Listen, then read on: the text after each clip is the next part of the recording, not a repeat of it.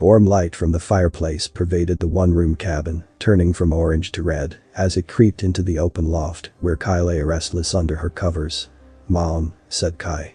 Mom didn't answer, yet was in the bed right below the loft. Maybe a little louder. "Mom. Mom. Mom." "Yes, sweetie," said Mom. "I can't sleep." A rustling noise as Mom untangled from layers of bedding. She climbed the ladder and was soon at Kai's bedside. "Did you have a bad dream?" "No." "Do you need a snack?" "No." Mom put one hand on Kai's forehead, another on the girl's neck, and a third on her wrist. "You're not running at temperature again. Thank God." "What's wrong?" "I miss Dad." "I miss Dad too, but he's off doing very important work." "Doctor work?" "Yes, doctor work.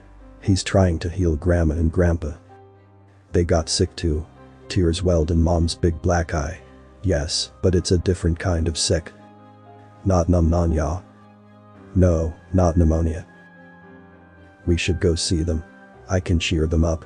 We can play furry face." "They can't play furry face." "What about horsey?" "They can't play horsey either." "What about?" They can't shape shift anymore."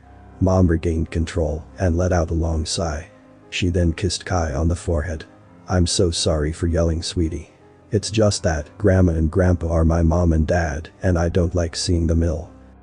"What's wrong with them?" "Their bodies have rebelled against them." "Why?" "Age, chance mutation. Dad knows far more than I. Ask him when he gets home." Okay. You gonna go to sleep now?" "Can I have a story first?" "Sure. Which story would you like to hear?" "The one about how you and Dad met." Mom smiled as she straightened Kai's covers. "You really like that one?" Alright, here goes. Dad and I met, 8 years ago now.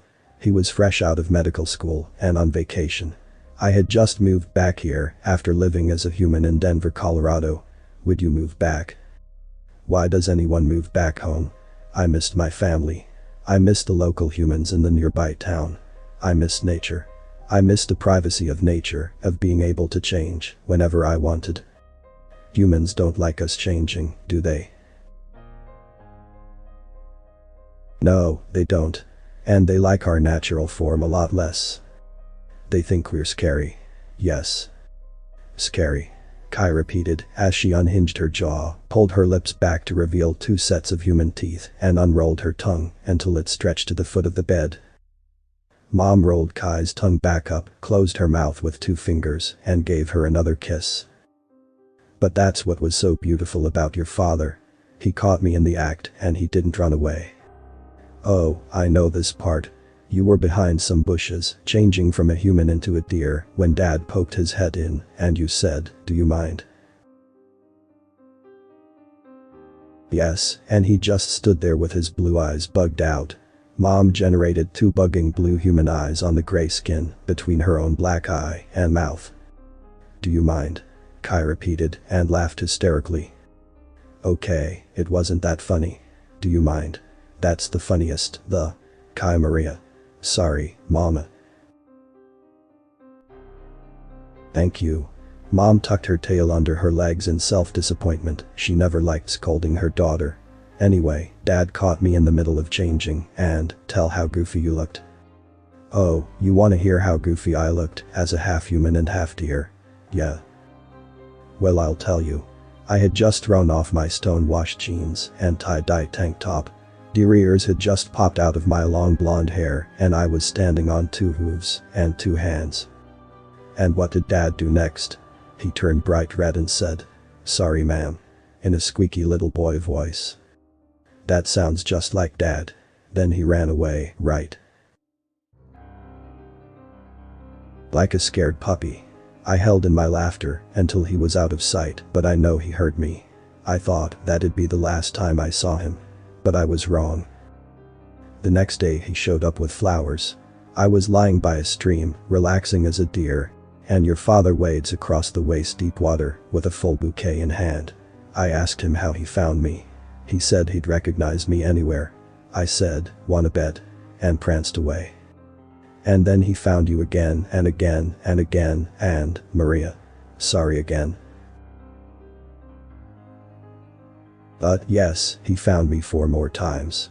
I tried hiding as a sheep. He climbed the mountain and found me. I tried hiding as a wolf. He chased me on a BMX bike. My last attempt saw me hiding as a black bear. He came with a lunch of fire-roasted potatoes and insects for 2. I finally asked him how he did it. He said that it was the way I carried myself.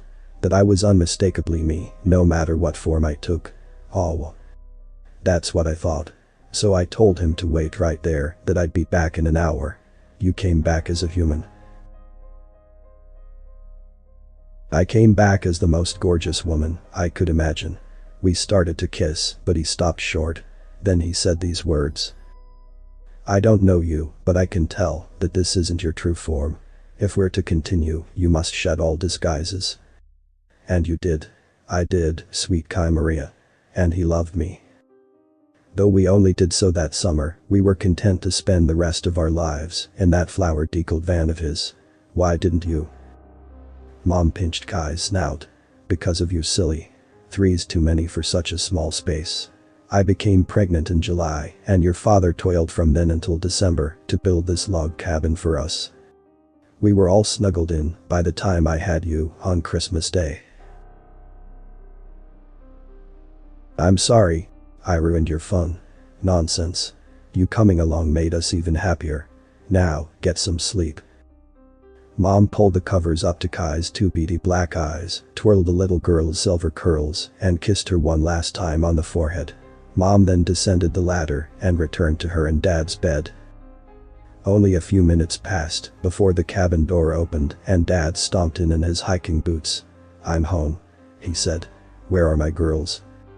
Keep your voice down, said Mom. I just got her to go to sleep. That wasn't true, Kai was just being quiet so she could eavesdrop.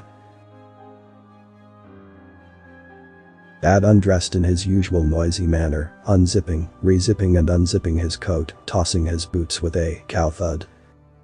Joseph, Mom said in a shouting whisper. Sorry, Carmen, said Dad. Kai heard him crawl into bed. Mom and Dad started to whisper in earnest now, so the little girl enlarged her ears to pick up more sound. It's not good, said Dad. Worse than last time, said Mom. Your mother is about the same, but your father has lost more weight. It's only been a month since you last went up there. How much did he lose? 10 kilograms. No. Joseph, no. He can't hold any shape shift. I made them both form a patch of fur on their backs. His degenerated in just 2 minutes. Can you save them? Carmen, I'm honestly out of my league here. My medical degree is practically useless. The whole of medical science tells me that their inability to mutate, that is, to shapeshift, is a sign of healing. Yet my eyes and experience know that that is the opposite of the truth. I'm pulling information from studies of hydra, octopi, and insects. I'm having to pioneer a new branch of biology every time I check up on your parents. But, can you save them? I'm going to try. And that's why I love you. Oh, Kai squealed. Go to sleep, Kai Maria, said Mom and Dad in unison. The author's name and the link to original text is in the description.